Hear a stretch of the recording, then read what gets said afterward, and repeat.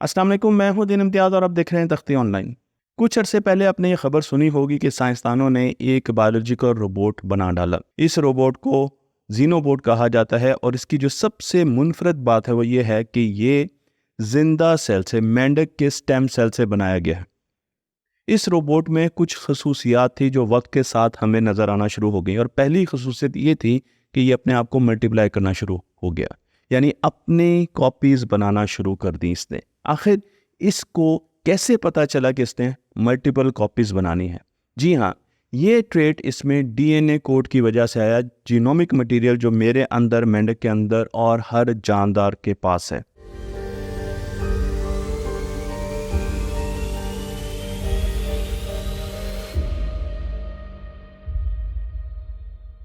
कुछ अरसे पहले एक और कंपनी ने एक खरगोश बनाया जिसे मैं आपको यहाँ पर तस्वीर में दिखा रहा हूँ।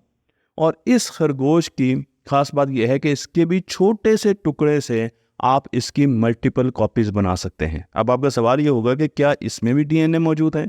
तो जी हाँ, बिल्कुल, जवाब ये है कि इसमें भी डीएनए मौजूद है। इसमें सिंथेटिक यानी मसनूई डीएनए डाला गया और जब मसनूई डीएनए इसके अंदर डाला गया तो अब इसके छोटे से टुकड़े से, हालांकि ये लिविंग थिंग नहीं है, इसके छोटे से टुकड़े से हम इसे रेप्लिकेट कर सकते हैं।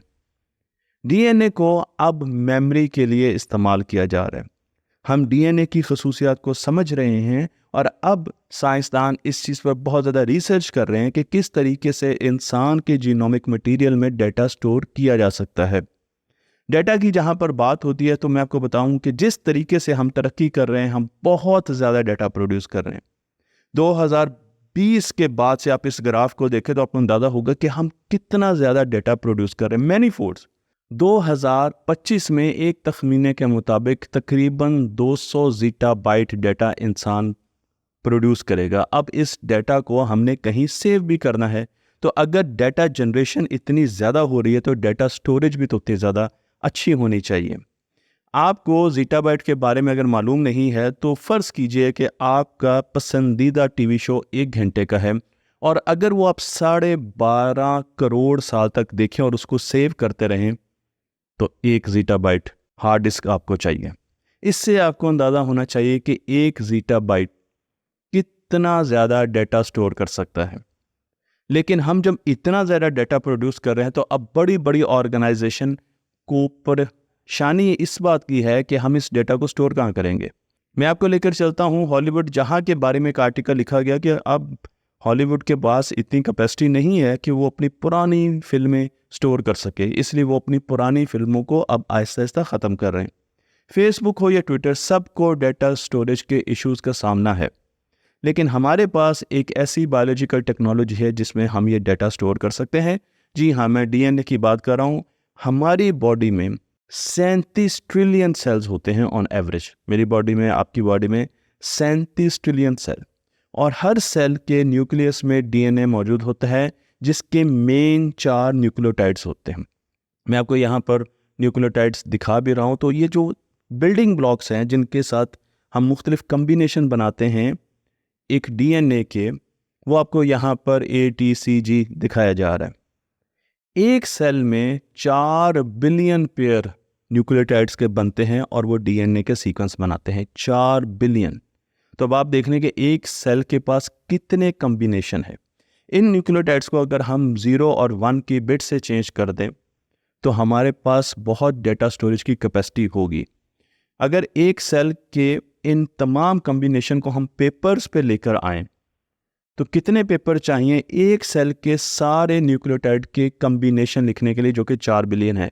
तो जब ये कैलकुलेशन की गई, और कैलकुलेशन आपको अगली स्लाइड में नज़र भी आ जाएगी, तो मीनार पाकिस्तान जो कि 70 मीटर ऊंचा है, इससे डबल हाइट तक ये पेपर जाएंगे। अगर इसको मीनार पाकिस्तान के साथ लगा दिया जाए तो 150 मीटर पेपर हमें चाहिए। इतनी हाइट का पेपर चाहिए जो कि एक सेल का डाटा लिख सके। और अगर हम अपनी पूरी बॉडी की बात करें तो कैलकुलेशंस में आपको यहाँ पर दिखा रहा हूँ, एक तखमीने के मुताबिक 27.75 ज़ीटाबाइट का डाटा हम इंसान की बॉडी में स्टोर कर सकते हैं। ये तकरीबन इतना ही डाटा है जो कि 2020 में हमने पैदा किया था, जनरेट किया था। तो 2020 का जो सारा डेटा है वो एक इंसान की बॉडी के जीनोमिक मटेरियल में सेव किया जा सकता है। अब आपका सवाल ये होगा कि ठीक है जी, स्टोरेज तो आपने बहुत अच्छी ढूंढ ली, लेकिन इसकी रिलायबिलिटी क्या है? हम कितना पुराना डीएनए हासिल कर सकते हैं? क्योंकि अगर हार्ड डिस्क देखें तो एक हार्ड डिस्क 10 साल के बाद नहीं चलती। तो क्या जीनोमिक मटेरियल इतना रिलायबल है कि उसको 10 साल से ज़्यादा उसमें जो डेटा स्टोर किया गया उसको हम निकाल लें? तो मैं आपको लेकर चलता हूँ एक स्टडी की तरफ जिसमें अभी जितना पुराना हम डेटा निकाल सके हैं डीएनए से, क्योंकि बाज़ औक़ात बॉडीज़, इंसानी बॉडीज़ और जानवरों की बॉडीज़ बर्फ़ में महफूज हो जाती हैं और फिर उनको निकाला जाता है और उसमें डीएनए मौजूद होता है जो कि हम हासिल कर सकते हैं। तो 3300 बीसी पुरानी मम्मी से हम सही डीएनए निकाल चुके हैं। ये तकरीबन आज से 5000 साल से कुछ ज़्यादा अरसा बनता है। तो एक ऐसी स्टोरेज जिसमें 5000 से ज़्यादा वक्त तक डेटा स्टोर रह सकता है, इसकी रिलायबिलिटी का अंदाज़ा आप इस चीज़ से लगा सकते हैं। मैं आपको लेकर चलता हूँ डीना ज़ियांसी की तरफ, जिनकी एक टेड टॉक है, बड़ी मशहूर टेड टॉक है, जिसमें उन्होंने बताया कि हॉलीवुड की जितनी भी मूवीज़ हैं वो इस शीशी में, जो आपको तस्वीर में दिखाई जा रही है, इस शीशी में स्टोर की जा सकती है क्योंकि इसके अंदर डीएनए है। तो डीएनए की स्टोरेज कैपेसिटी इतनी ज़्यादा है।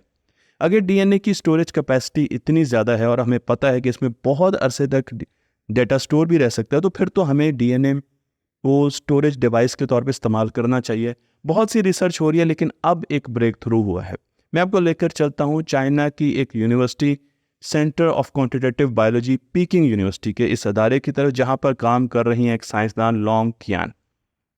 लॉन्ग कियान ने अभी ताज़ा रिसर्च पेपर शाया किया है और उन्होंने ये बताया है कि अब से पहले जितनी भी टेक्निक यूज़ हो रही थी जिसमें डीएनए के ऊपर डेटा स्टोर किया जा रहा था या राइट किया जा रहा था, वो बिल्कुल ऐसे ही था जैसे हम टाइपराइटर से चीज़ों को लिखते थे। तो टाइपराइटर एक वक्त में एक लफ्ज़ लिखता था, तो सीरीज़ में हम पहले एक लफ्ज़, फिर दूसरा, फिर तीसरा, फिर चौथा, इस तरीके से लिखते थे। बहुत स्लो प्रोसेस था और टाइम टेकिंग प्रोसेस था। तो बिल्कुल इसी तरीके से हम डीएनए पर अगर कोई डेटा स्टोर कर रहे थे तो एक एक सिंबल या एक एक बिट के ज़रिए कर रहे थे।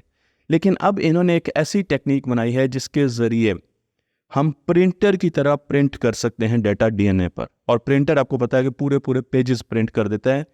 कई सैकड़ों गुना ज़्यादा तेज़ टेक्निक है जिसे नेचुरल वे में यूज़ किया जाता है और इसकी एक बहुत लंबी डिटेल भी है कि किस तरीके से इसको नेचुरल वे में यूज़ किया जाता है। लेकिन अब बहुत तेज़ी से हम डेटा लिख सकते हैं। इसकी कितनी एक्यूरेसी है कि जो डेटा हम लिख रहे हैं डीएनए पर उसको रिट्रीव किया जा सकता है और उसमें एरर कितना है। उसके लिए मैं आपको इन्हीं का काम दिखाऊंगा, जहां पर इन्होंने एक शेर की और एक पांडा की तस्वीरों को डीएनए पर स्टोर किया। तो आपको यहाँ पर तस्वीर नज़र भी आ रही है। उसके अलावा ड्रैगन्स की तस्वीरें भी इन्होंने स्टोर की और फिर डीएनए से उसको दोबारा निकाला गया, रिट्रीव किया गया, हासिल किया गया। तो दोनों तस्वीरें, जो सर्कल में तस्वीर नज़र आ रही है वो ओरिजिनल तस्वीर है, सर्कल नहीं उसमें स्टोर किया गया, लेकिन उसके अंदर की तस्वीर स्टोर की गई। और जो दूसरी तस्वीर है जिसमें डॉट्स आपको नज़र आ रहे हैं वो रिट्रीव की गई। 97% एक्यूरेसी आई है इनकी, सिर्फ 3% एरर है इस तस्वीर को वापस हासिल करने में। इसका मतलब यह है कि हम बड़े आराम से डीएनए में बड़ी तेज़ी से डेटा लिख सकते हैं और उसको बहुत मिनिमम एरर के साथ रिट्रीव कर सकते हैं। फिर स्टूडेंट्स को ऐसी किट्स बनाकर दी गई, DIY किट्स, जिस तरीके से हमारी लैब्स में मुख्तलिफ़ किस्म की किट्स होती हैं, बिल्कुल इसी तरीके से स्टूडेंट्स को, 60 स्टूडेंट्स को एक स्टडी में DIY किट्स दी गई और इन स्टूडेंट्स ने एक्सपेरिमेंट्स के दौरान डीएनए पर डेटा लिखा और उसके बाद इन स्टूडेंट्स ने उसी डेटा को वापस रिट्रीव किया और 2% एरर आया। तो अब आप देख सकते हैं कि हमारे पास बहुत सी ऐसी टेक्नोलॉजी आने वाली है। आपको बहुत से नई किस्म के प्रिंटर नज़र आएंगे जो कि डीएनए के ऊपर डेटा लिख रहे होंगे। इस वक्त दुनिया में ये हैं, इन्हें डेस्कटॉप डीएनए प्रिंटर्स कहा जाता है, जो कि डीएनए को ओवरराइट कर सकते हैं, उस पर डेटा स्टोर कर सकते हैं और उससे डेटा ले सकते हैं। लेकिन इस पूरे कॉन्सेप्ट की बड़ी पिक्चर, बड़ी तस्वीर क्या है? मेरे ऊपर डेटा स्टोर किया जा सकता है, आपके ऊपर डेटा स्टोर किया जा सकता है। डीएनए तो सारे लिविंग थिंग्स के पास है, हर जानदार के पास डीएनए है। तो इसका मतलब यह है कि हम सब्जियों पर भी डेटा स्टोर कर सकते हैं, हम खेतों में उगने वाली फसलों पर भी डेटा स्टोर कर सकते हैं और हम हर किस्म के जानवर और स्पीशी, कीड़ों, हर चीज़ पर जो डीएनए रखती है उस पर डेटा स्टोर कर सकते हैं। लेकिन इसका अगला स्टेप ये है कि हम सिंथेटिक डीएनए बनाएं, और सिंथेटिक डीएनए, जिसका मैंने आपको वो बनी दिखाया था, खरगोश दिखाया था, जिसमें हमने सिंथेटिक डीएनए इंजेक्ट किया और उसमें भी डेटा स्टोर किया जा सकता है। तो इस माइक में भी डेटा स्टोर किया जाएगा मुस्तकबिल में, इस पूरी रॉड में भी डेटा स्टोर किया जाएगा। हर वो चीज़ जो बनेगी उसका अपना डीएनए होगा, इस कैमरे का भी डीएनए होगा, इस स्क्रीन का भी डीएनए होगा, इस फ़ैन का भी डीएनए होगा, और इनमें डेटा स्टोर किया जा सकता है और उसी तरीके से डेटा रिट्रीव किया जा सकता है। तो ये एक बहुत मेजर एडवांसमेंट है टेक्नोलॉजी की दुनिया में, और मेरा ये ख्याल है कि इस एडवांसमेंट से हम भी फ़ायदा उठा सकते हैं अगर हमारी बायोलॉजिकल रिसर्च इस तरफ देखे। हमारे जो यूनिवर्सिटीज़ के स्टूडेंट्स हैं वो डीएनए को किस तरीके से बेहतरीन स्टोरेज बनाया जा सकता है उस पर रिसर्च करें और इस फील्ड को आगे लेकर जाएं, तो हम बहुत ज़्यादा तेज़ी से तरक्की कर सकते हैं। मुझे उम्मीद है ये वीडियो आपको पसंद आई होगी। तख्ती ऑनलाइन को लाइक कीजिए, शेयर कीजिए और इसे इनको दूसरों तक पहुँचाते रहिए।